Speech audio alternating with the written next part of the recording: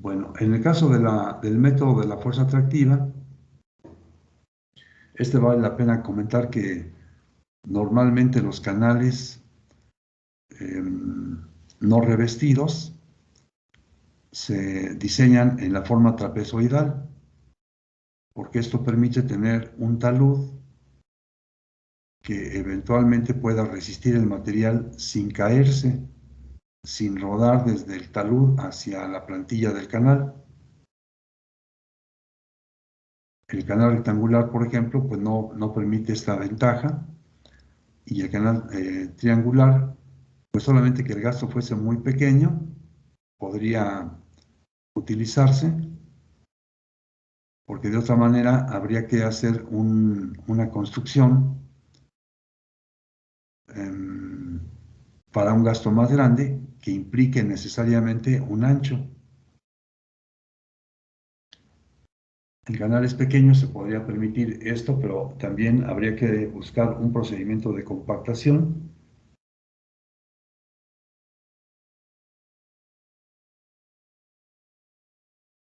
para esta forma de sección triangular. Entonces, en el caso del esfuerzo tangencial que produce el flujo, digamos que la conclusión es finalmente el equilibrio del material, ¿no? El material no se debe mover, debe estar en reposo. Y para que esté en reposo, entonces el esfuerzo tangencial producido por la corriente debe ser igual al esfuerzo tangencial que resista el material. O sea, este método parte siempre de esta condición de equilibrio. Es una condición de equilibrio que desde luego nos permite llegar a la conclusión de qué pasos deberíamos dar para diseñar una sección trapezoidal no revestida. Entonces, el hecho de que el esfuerzo tangencial que produce la corriente sea igual al esfuerzo tangencial que resiste el material. A esa conclusión tendría que llegarse. Y bueno, en el estudio, ¿se acuerdan que para lograr el equilibrio dinámico del flujo en un canal con un flujo uniforme, habíamos llegado a la conclusión de que el esfuerzo tangencial en el flujo está dado por el peso específico gamma, por el radio hidráulico y por la pendiente de la plantilla del canal? ¿Sí? Allá cuando vimos la fórmula de HC para flujo uniforme, habíamos llegado a la conclusión de que el esfuerzo tangencial es igual a esta cantidad, gamma por el radio hidráulico por la pendiente S. Sin embargo, en un canal ancho, esto es una cuestión que tienen ustedes que recordar, les debo insistir, en un canal ancho, les insisto, en un canal ancho. Cuando hablamos de un canal ancho significa que el ancho del canal es bastante importante en comparación con el tirante, mayor que el tirante de hecho. Entonces, en un canal ancho, el radio hidráulico se puede igualar con el tirante del flujo. O sea, imaginen un canal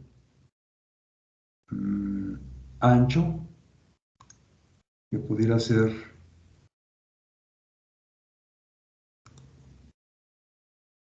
déjenme ver si aquí hay una forma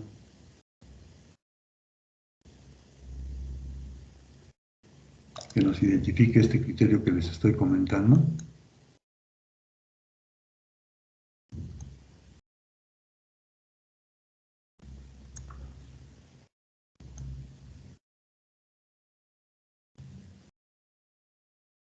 Por ejemplo, este canal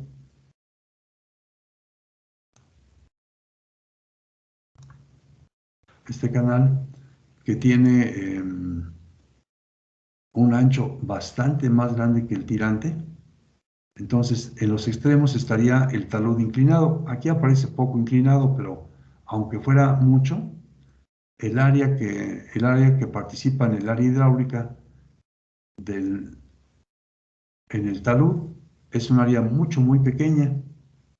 No sé si estén de acuerdo, es una cantidad muy pequeña. De tal manera que el área sería prácticamente el área que corresponde a la sección rectangular. Todavía más si por ejemplo, ese tirante se reduce,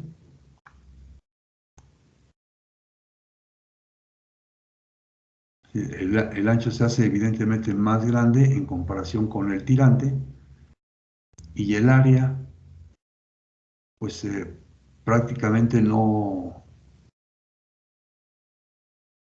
cambia con los taludes, o sea, el área sería el de la sección rectangular.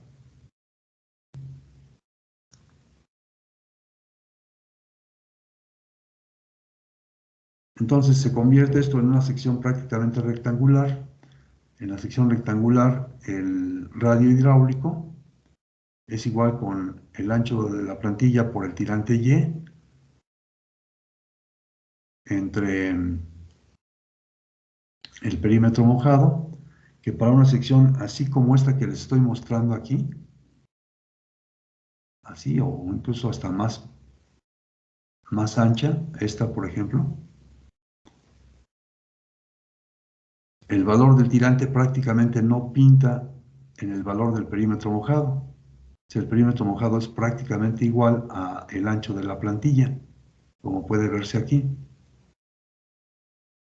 ¿Sí? O sea, si le agregamos el tirante, 2 veces el tirante incluso, para lograr el perímetro mojado total en la sección rectangular, ese agregado de 2 veces el tirante prácticamente no va a hacer que modifique de manera sustancial al valor del ancho de la plantilla. Así que entonces el radio hidráulico sería igual con el área B por Y entre el ancho de la plantilla B. Y finalmente entonces el radio hidráulico sería prácticamente igual al tirante del flujo. Entonces, en un canal ancho, la conclusión más importante es que el radio hidráulico es igual al tirante del flujo.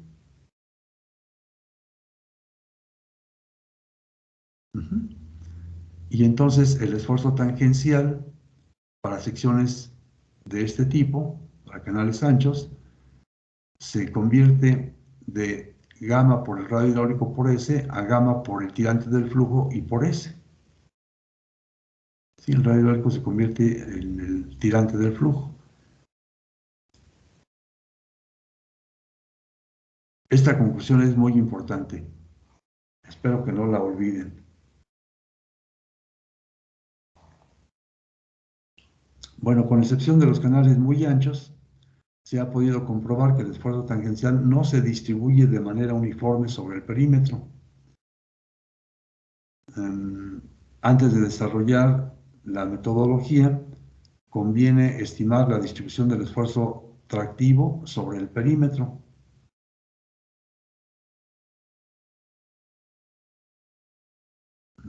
Déjenme ver si aquí aprovecho, lo voy a hacer un poco más grande para que pueda verse la modificación.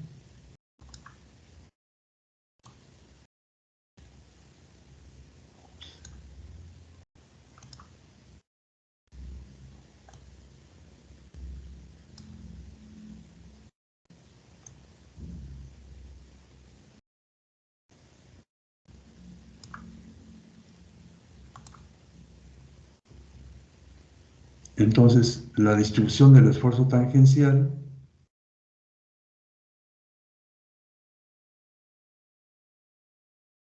en el perímetro mojado sería en el talud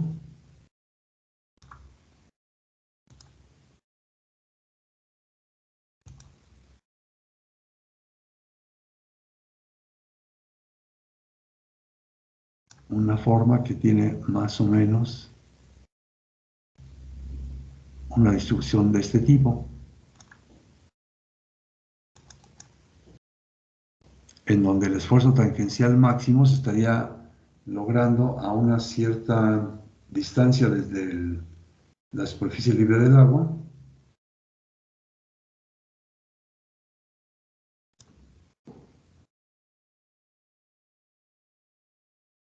en esta parte.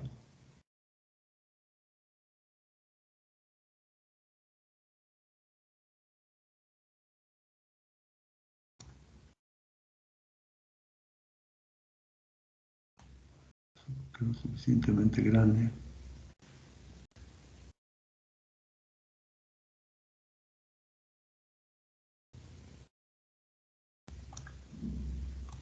Más o menos en esta parte estaría el valor del esfuerzo tangencial máximo, que sería la distancia que habría desde el talud hasta la curva, hasta el pico de la curva, digamos, que sería esta parte que tendríamos aquí. Y en el fondo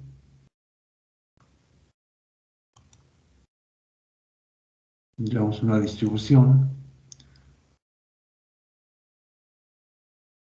que hace más o menos esto.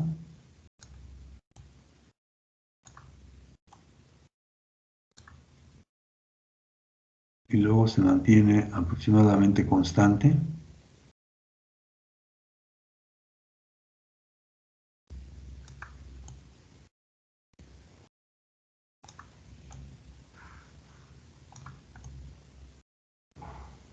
Para nuevamente regresar aquí a cero.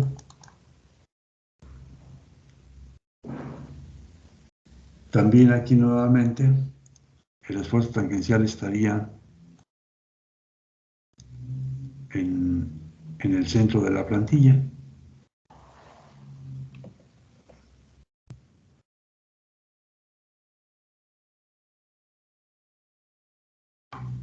Más o menos así.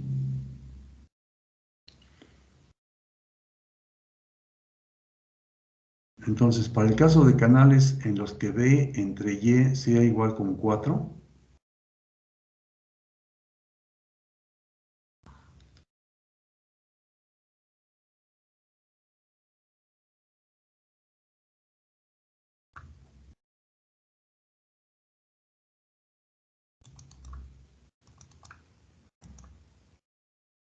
aquí puedo hacer un agregado para explicar más con detalle esto.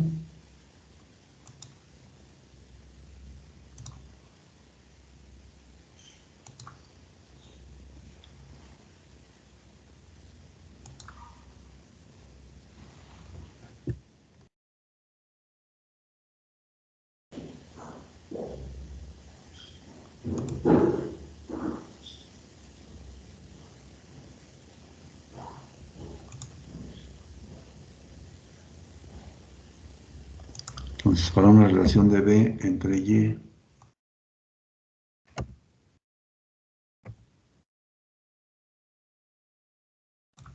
igual con 4,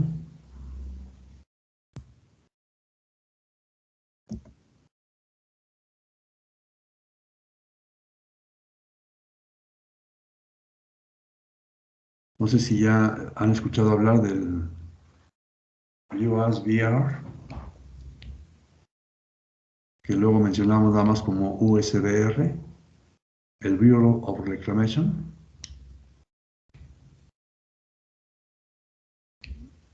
que es una oficina del gobierno de los Estados Unidos que ha hecho una gran cantidad de estudios en el medio rural, en los Estados Unidos desde luego, y ha encontrado en el diseño de canales, es decir, su perspectiva es mejorar las condiciones de rendimiento de los cultivos para tener así una mejoría económica en los productores que se dedican a ese cultivo o a esos cultivos, y los estudios los han llevado a encontrar una serie de características en el caso de los canales que resultan importantes señalar. Por ejemplo, si B entre Y es igual con 4, el Bureau Reclamation obtuvo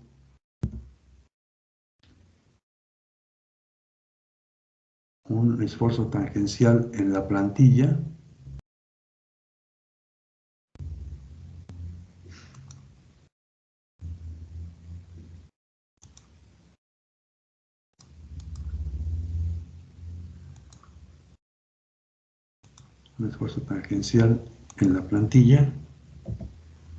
que le voy a llamar tau índice P. El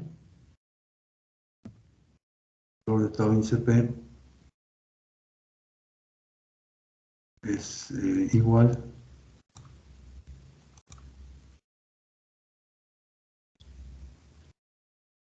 a 0,97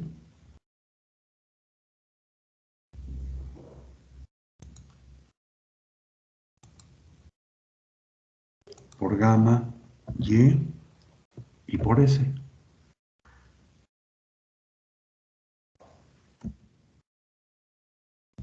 También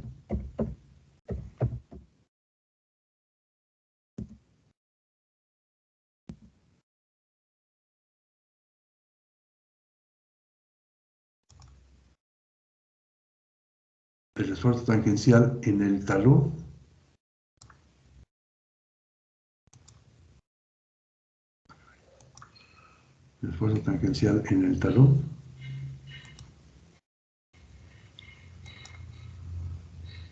voy a poner T minúscula,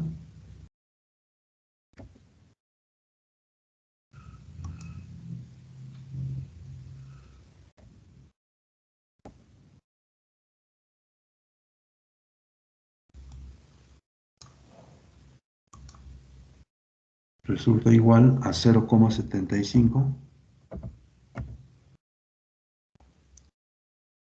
por gamma, por Y y por S.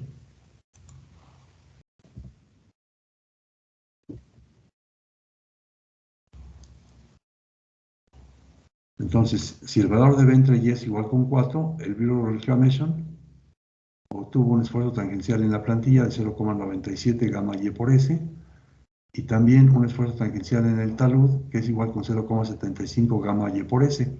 Esto es el esfuerzo que produce la corriente tanto en el talud como en la plantilla alcanza para B entre Y igual a 4 estos valores.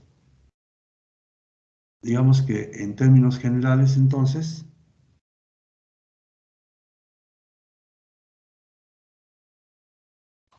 hablaríamos de una ecuación general en la que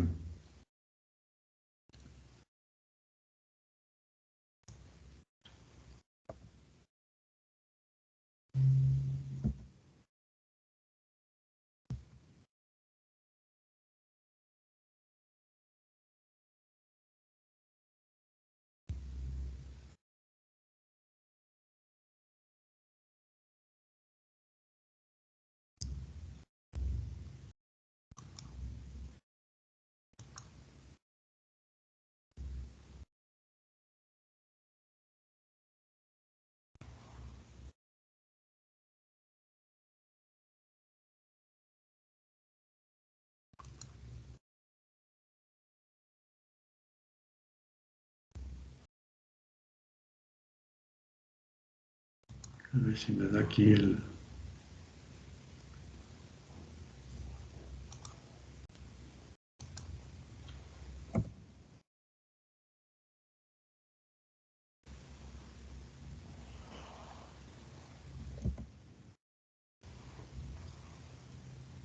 No me proporciona los instrumentos para la ecuación.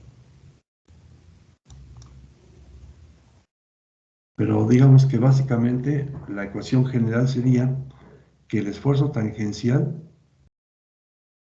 va a ser igual a un valor de épsilon que depende del valor de B entre Y.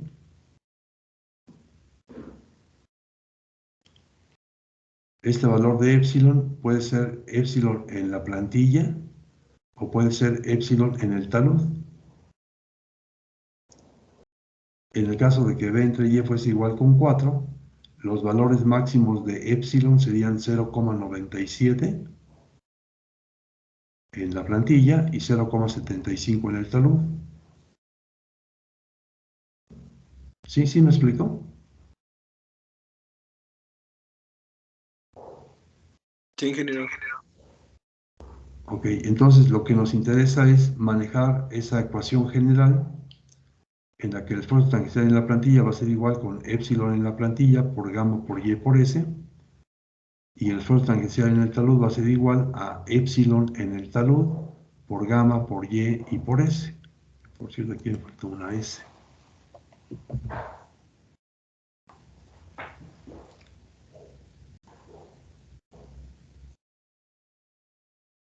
Entonces, creo que ya tiene más sentido lo que les digo en este párrafo, que con excepción de los canales muy anchos, se ha comprobado que este esfuerzo no se distribuye de manera uniforme sobre el perímetro.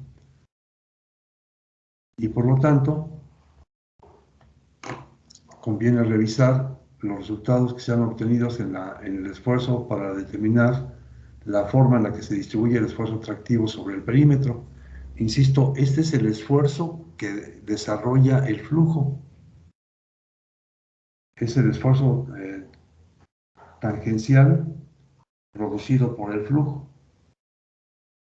Y entonces, al respecto, hay un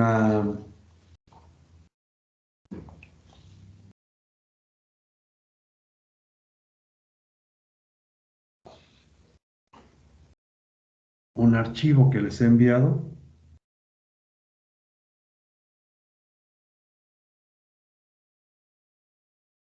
que es estas dos gráficas que aparecen en esta página. Es el esfuerzo tangencial máximo,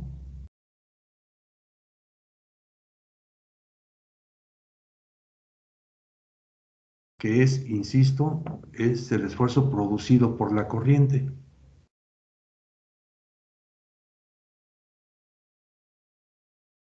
La gráfica en la parte superior, o la figura en la parte superior, corresponde a el talud, el valor de epsilon en el talud, y la gráfica inferior corresponde al valor de epsilon en la plantilla.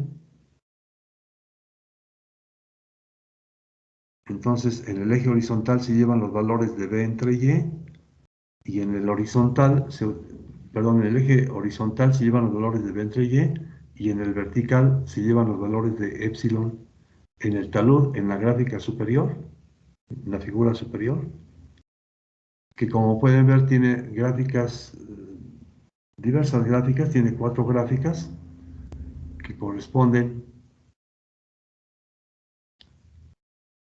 a los valores de la inclinación del talud.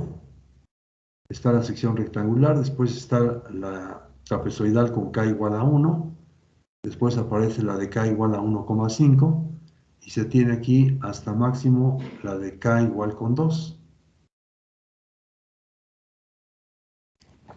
Entonces, especificamos un valor de B entre y con la forma de la sección transversal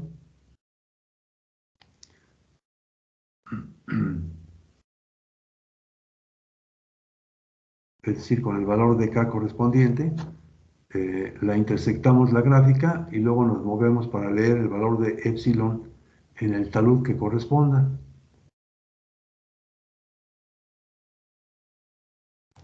En el caso del talud, como se ve, se alcanzan valores máximos de 0,75 aproximadamente, un poco por arriba del 0,75, pero siempre por abajo del 0,8.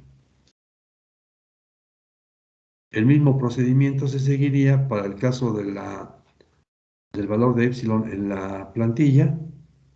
En el eje horizontal tenemos el valor de B entre Y. En el eje vertical se tienen los valores de epsilon en la plantilla. Y las gráficas corresponden a la sección rectangular y a las secciones para las cuales el valor de K varía desde 1 hasta 2. Es una sola gráfica para los valores de K desde 1 hasta 2, claro, incluye el de 1,5.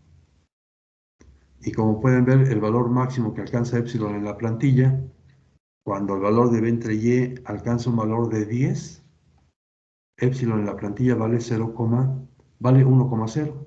Epsilon en la plantilla vale 1,0. Y cuando eso se reduce a B entre Y igual a 4, se alcanza el valor de 0,97 que les comentaba hace un momento, para ese valor de B entre Y.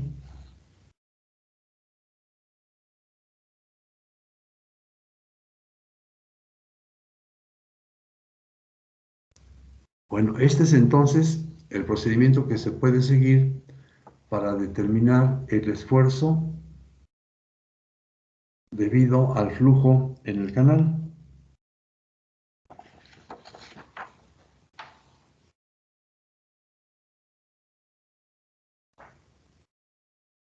y son entonces los valores máximos, ¿no? Estamos siguiendo la regla de que el esfuerzo tangencial en el talud es igual a epsilon en el talud por gamma por y por s, y que el esfuerzo tangencial en la plantilla es igual a epsilon en la plantilla por gamma por y por s, donde el valor de epsilon t y epsilon p se obtienen de acuerdo con el valor de b entre y las gráficas que les acabo de comentar, que corresponden a Ley, quien las obtuvo en 1955.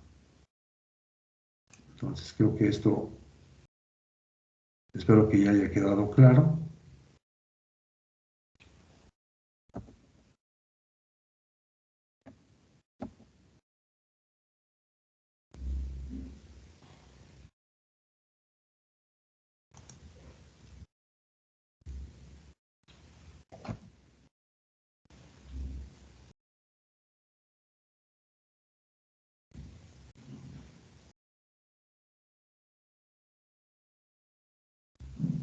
Estas figuras, insisto, se pueden encontrar en el libro de Legión Sotelo, que son las que les envié, pero también se pueden encontrar en el libro de French.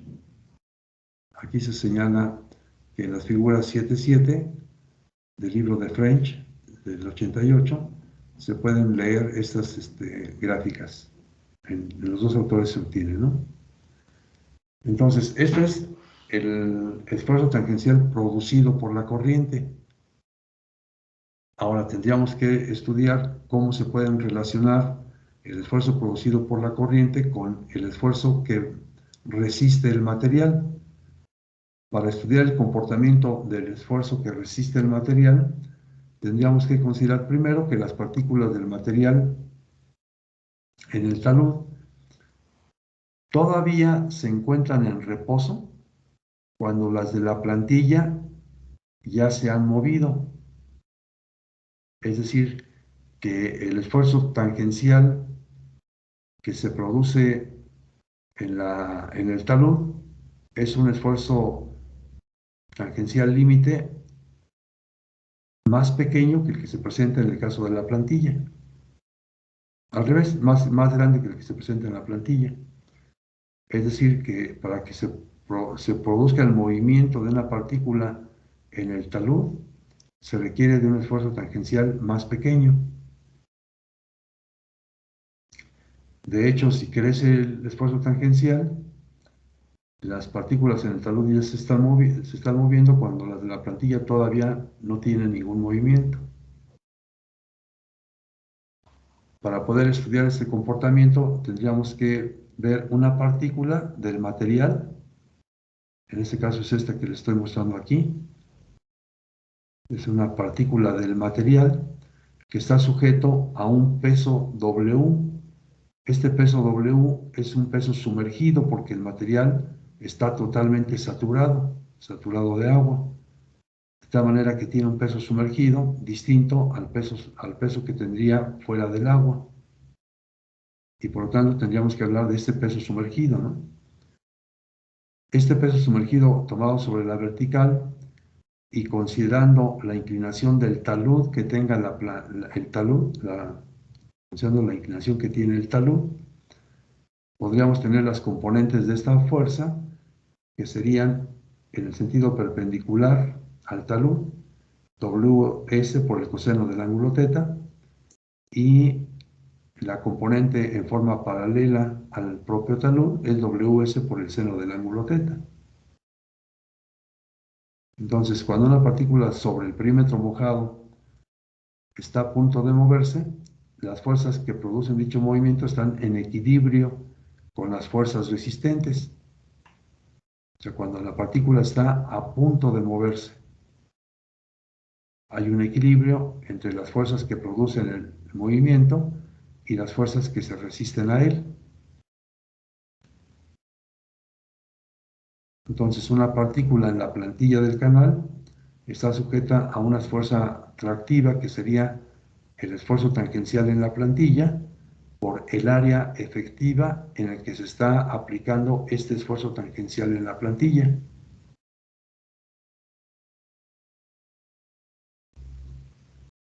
¿Sí? O sea, el área efectiva del material, de la partícula del material, es el área No el área total de la partícula, sino el área en la que está aplicado el esfuerzo tangencial.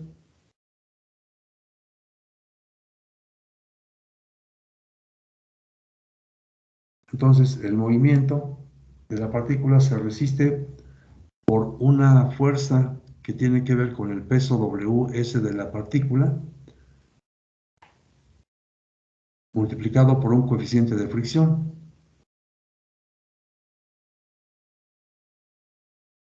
Este coeficiente de fricción es la tangente de phi, donde phi es el ángulo de reposo del material. Probablemente esta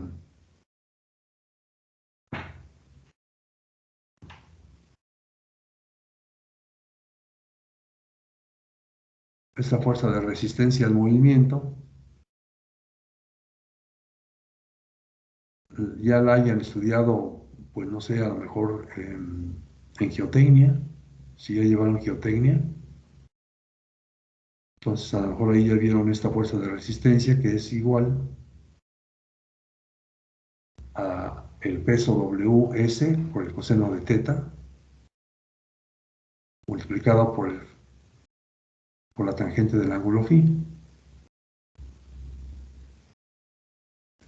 Entonces, la fuerza aplicada tau P por el área efectiva va a ser igual con el área con la fuerza resistida, que sería Ws por la tangente del ángulo phi.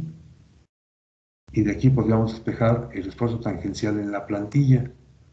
El esfuerzo tangencial en la plantilla es igual con Ws entre el área efectiva por la tangente del ángulo phi.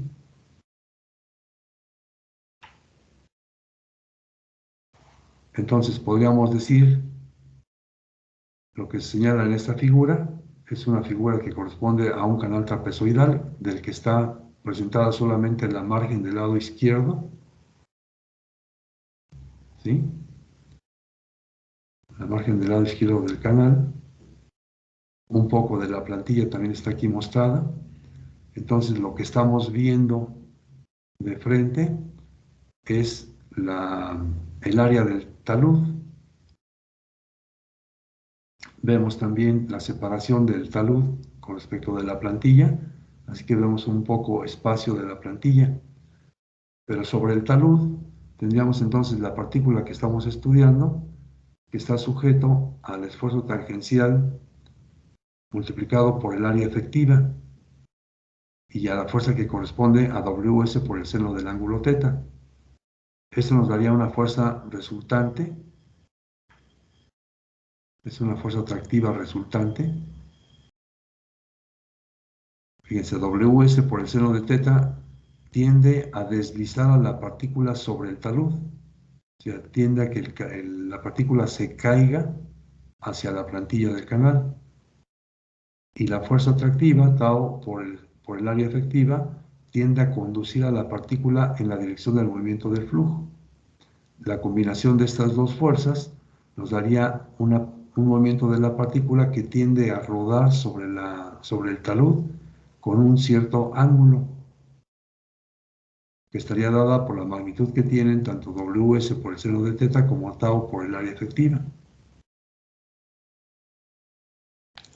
Es decir, la fuerza resultante de estas dos fuerzas es igual con la raíz cuadrada de Ws por el seno cuadrado del ángulo θ más el área efectiva elevado al cuadrado por el esfuerzo tangencial, que en el talud lo elevamos al cuadrado.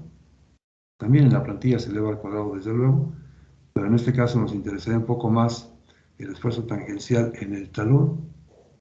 Aquí está mencionado, ¿no? Esfuerzo tangencial en el talud, porque es la ubicación que tiene la plantilla, estamos en el talud. Entonces, la fuerza resistente es igual con esta cantidad.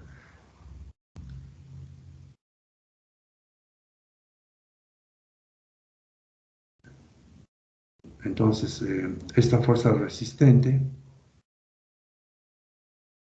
va a ser igual a la fuerza de fricción que tiende a detener el movimiento del flujo. Es un poco el rozamiento que tiene la partícula con las partículas que están adjuntas a ella. Entonces, al intentar moverse, va a causar una fricción y esta fricción va a tratar de detener el movimiento que eventualmente pudiera generarse en la partícula. Esta fuerza estaría dada por Ws por el coseno del ángulo θ y por la tangente del ángulo φ. Ws por el coseno de θ es la componente en la dirección perpendicular al talud, es decir, es la que tiende a detener a la partícula contra el talud. Esta fuerza multiplicada por la tangente del ángulo φ nos daría la fuerza de fricción, que impide o trata de impedir el movimiento del flujo. Y esta fuerza que trata de impedir el movimiento del flujo va a estar en equilibrio con la fuerza que produce el movimiento, que estaría dada por la raíz cuadrada de Ws al cuadrado por el seno cuadrado de θ, más el área efectiva elevado al cuadrado por el esfuerzo tangencial en el talud elevado al cuadrado. Con este equilibrio dentro del material que se está produciendo, podríamos llegar a una conclusión. Si obtenemos el esfuerzo tangencial en el talud, de tal manera que saquemos como factor común a Ws en la ecuación, al coseno de θ y a la tangente de φ, y se divida también entre el área efectiva, entonces al factorizar este valor resultaría solamente la raíz cuadrada de 1 menos la tangente cuadrada del ángulo θ entre la tangente cuadrada del ángulo φ, donde θ es el ángulo de inclinación del talud y φ es el ángulo del reposo del material. Entonces el esfuerzo tangencial en el talud se puede determinar con esta ecuación.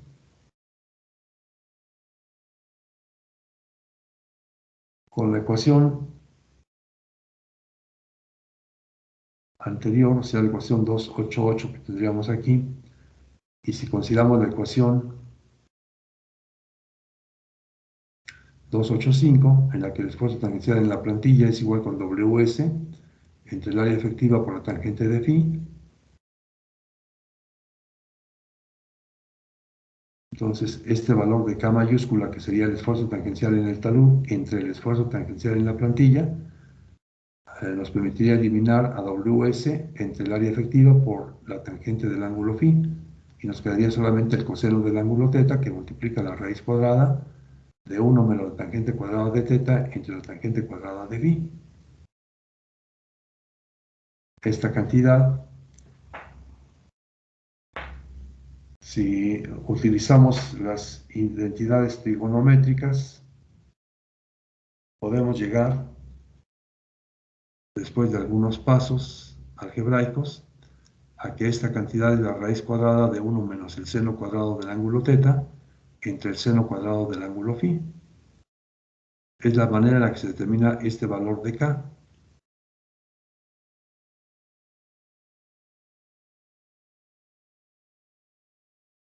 Entonces, este valor de K es la relación de fuerza atractiva. Aquí lo voy a escribir. Es la relación de la fuerza atractiva, K mayúscula. Depende solo del ángulo del talud y del ángulo de reposo del material.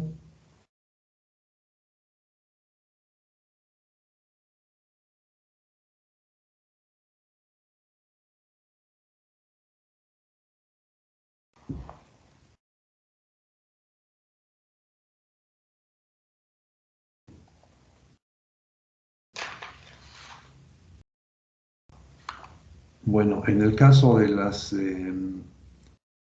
de materiales cohesivos o finos no cohesivos, el ángulo de reposo es muy pequeño y las fuerzas de cohesión son mayores que las componentes del peso.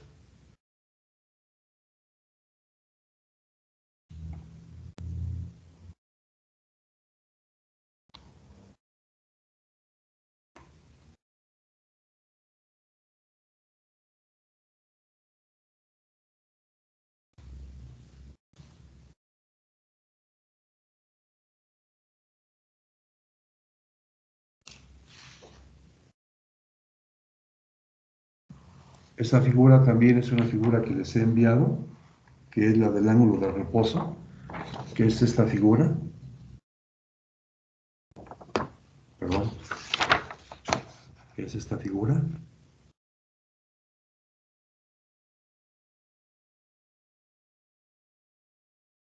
¿Sí la localizaron ya? Sí, sí. Ok. Esta, en el eje horizontal se lleva el diámetro medio de las partículas expresado en milímetros, y en el eje vertical se tienen los valores del ángulo de reposo del material. De hecho, en esta gráfica se muestran los resultados de distintos experimentos realizados por Lane, sí, por Lane y Simmons, que muestran este comportamiento que se menciona aquí. En el caso de materiales cohesivos o finos no cohesivos, el ángulo de reposo es muy pequeño y las fuerzas de cohesión son mayores que la componente del peso. En esta figura 726, que es la que les envié, se muestran los valores obtenidos por Lane y Simmons para determinar el ángulo de reposo en materiales no cohesivos. En esta figura, el tamaño medio de las partículas está dado por el diámetro de 75, en el cual el 25% de las partículas medidas en peso son mayores a este diámetro. O sea, el diámetro medio al que se refiere la figura es un diámetro de 75. Y entonces, bueno, hay una descripción del material que corresponden a cada una de las 4 gráficas que se muestran aquí. Las gráficas para roca triturada, para material muy anguloso y para material muy redondo, se muestran con línea continua, y hay un promedio entre el muy anguloso y la muy redonda,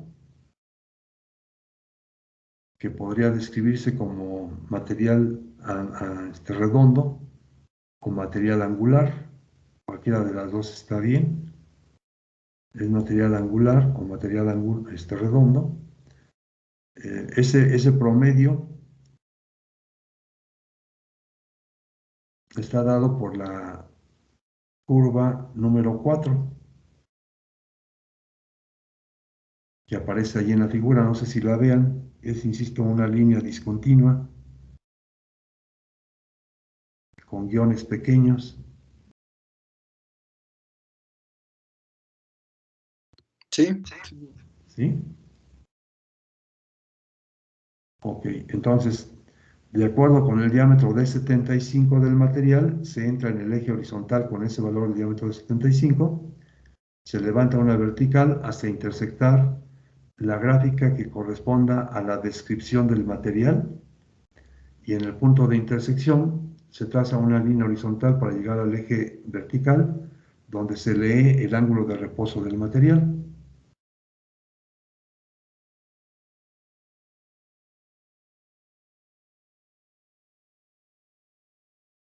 Bueno, sin embargo, hay una consideración adicional que habría que hacer, que es el resultado de un experimento realizado por Lane, que en 1955 reconoció que los canales sinuosos socavan más fácilmente que los canales rectos o en tangente, y desarrolló las siguientes definiciones. Según French,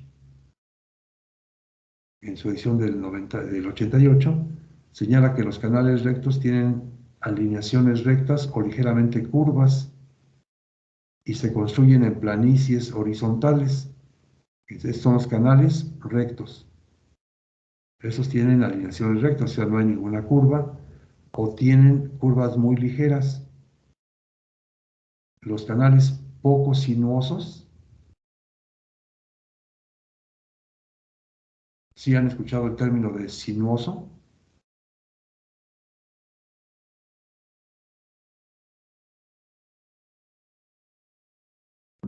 Es que no son tan uniformes, ¿no? O algo así. ¿Es como qué? Que no son como tan uniformes. que no son rectos. Ajá. O sea que tienen curvaturas. Entonces, en los canales poco sinuosos tienen grados de curvatura sobre topografía ligeramente ondulante. Entonces, la topografía del terreno resulta ser un factor a considerar. Si la topografía del terreno es ligeramente ondulante, es decir, hay algunos lomeríos, entonces los canales moderadamente sinuosos responden a una topografía con esta misma descripción, que son moderadamente sinuosos. Los canales muy sinuosos tienen un grado de curvatura típico de canales al pie de cerros o en montañas. El trazo de los canales, pues más bien probablemente al revés, el trazo de los caminos siguió aproximadamente el trazo de los canales. Los caminos que están en montaña tienen curvaturas muy continuas y curvaturas a veces muy, con ángulos muy pequeños, lo cual hace curvas muy pronunciadas, ¿no? Estas son típicas de un trazo al pie de cerros o de montañas.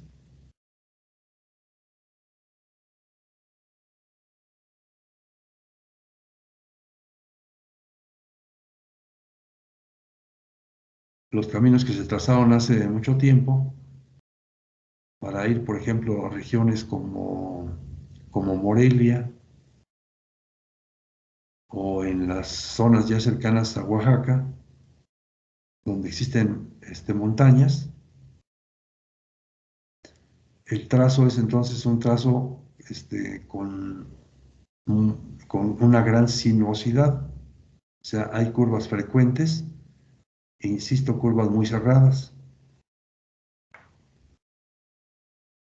Entonces, a partir de estas definiciones, se puede concluir que habría que afectar al esfuerzo tangencial que se haya obtenido de acuerdo con un coeficiente que sería de un valor de 1 cuando el canal es recto. Si el canal es poco sinuoso, entonces el valor del coeficiente que afectaría al valor del esfuerzo tangencial es de 0,90. Si los canales son moderadamente sinuosos, entonces el valor del coeficiente es de 0,75. Y si son muy sinuosos, entonces se puede aplicar un coeficiente de 0,60 al valor del esfuerzo tangencial.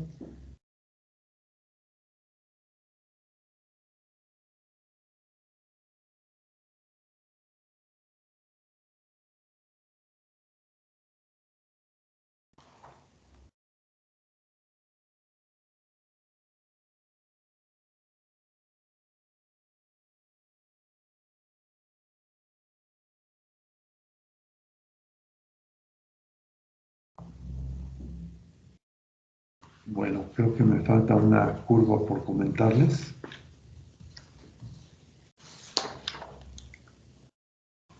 que es esta otra,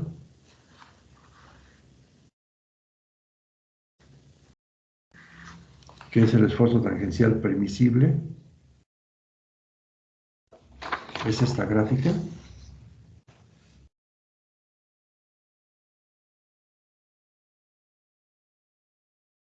A ver si la pueden localizar entre las que les envié.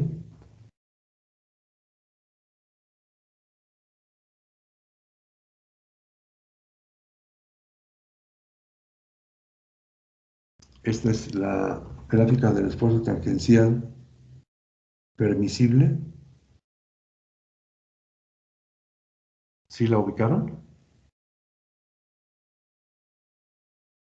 Sí, que aquí la tenemos. Ok.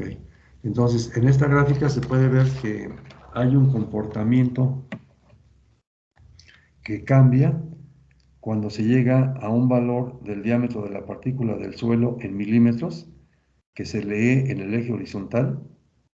O sea, en el eje horizontal se lee el diámetro de la partícula del suelo en milímetros. Cuando se llega a un valor de 5 milímetros del tamaño del material, hay un parteaguas. Antes de este valor se tiene un material fino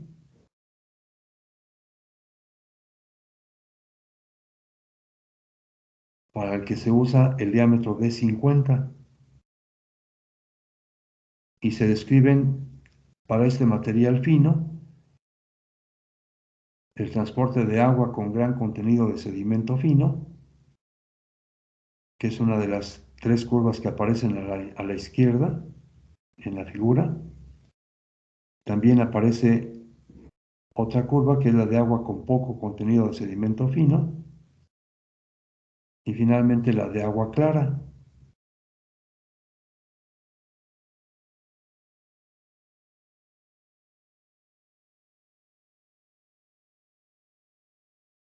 Y a la derecha del diámetro de 5 milímetros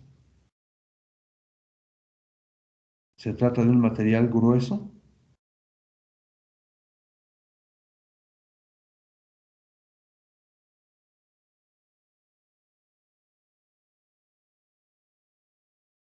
en el que el esfuerzo tangencial se calcula como 0,754 por el diámetro de 75. Este esfuerzo tangencial es el esfuerzo tangencial crítico y se lee en el eje vertical.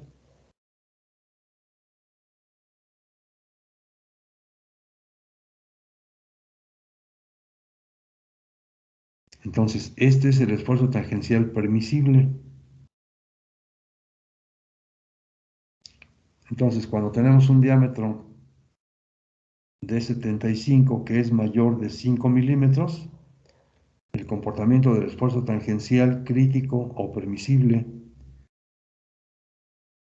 con respecto a este diámetro se puede calcular con la ecuación tau crítico igual con 0,754 por el diámetro de 75, o bien usarse la recta de comportamiento que aparece aquí en la figura. Con cualquiera de los dos procedimientos, el valor que se obtiene es el esfuerzo tangencial crítico, ya sea que se aplique la ecuación de 0,754 multiplicado por el diámetro de 75 o que se haga uso de la gráfica que aquí aparece.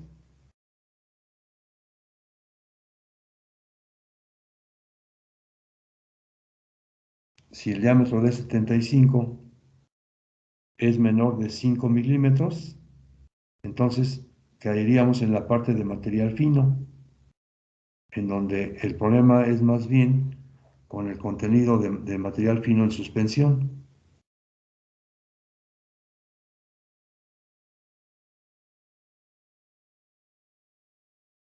¿Sí? ¿Sí les queda clara la gráfica esta?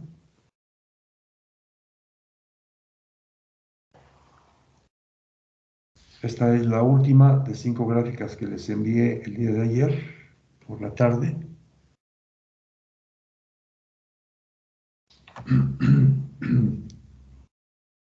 Entonces, una vez que hemos encontrado la manera en la que se puede calcular el esfuerzo tangencial crítico permisible, que sería en este caso el del talud, podríamos determinar el de la plantilla utilizando esta ecuación 289, que es la relación de la fuerza atractiva K mayúscula.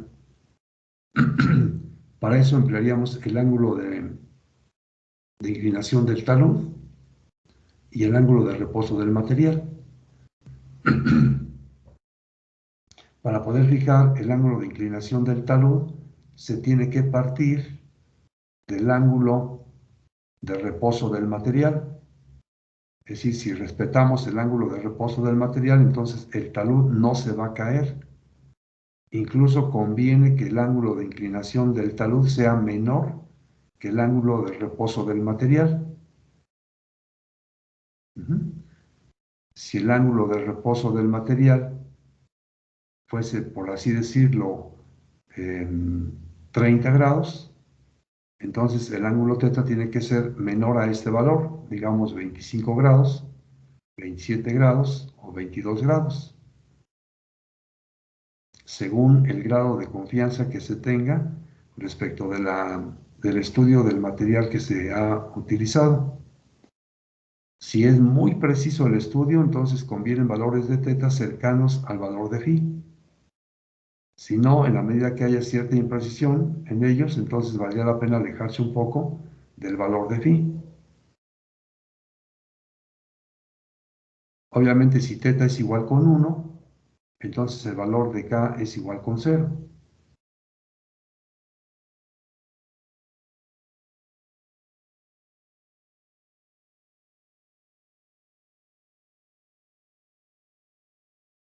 Bueno,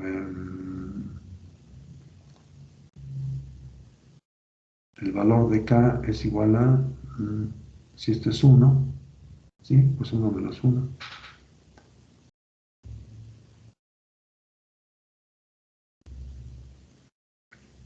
Bueno, entonces así están dadas ya todas las características que necesitamos para poder realizar el diseño de un canal no revestido.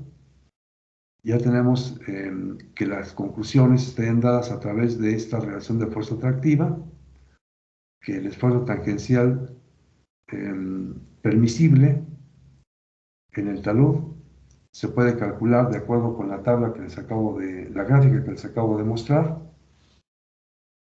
dependiendo del diámetro del material que se tenga en el canal, de tal manera que si trabajamos solamente con el esfuerzo tangencial en el talud y calculamos el esfuerzo tangencial en el talud permisible, que sería el crítico del material, que nos da esta figura del esfuerzo tangencial permisible, ya sería el crítico, por lo tanto estaríamos hablando del talud. Conocido el valor de K y el esfuerzo tangencial en el talud crítico, podríamos calcular el esfuerzo crítico en la plantilla con esta ecuación. Y entonces después comparamos el esfuerzo tangencial producido por la corriente con el esfuerzo tangencial resistido por el material, y de ahí llegamos a la conclusión de las dimensiones que debe tener el canal. Bueno, todo este procedimiento ya en detalle lo vamos a ver en la próxima clase.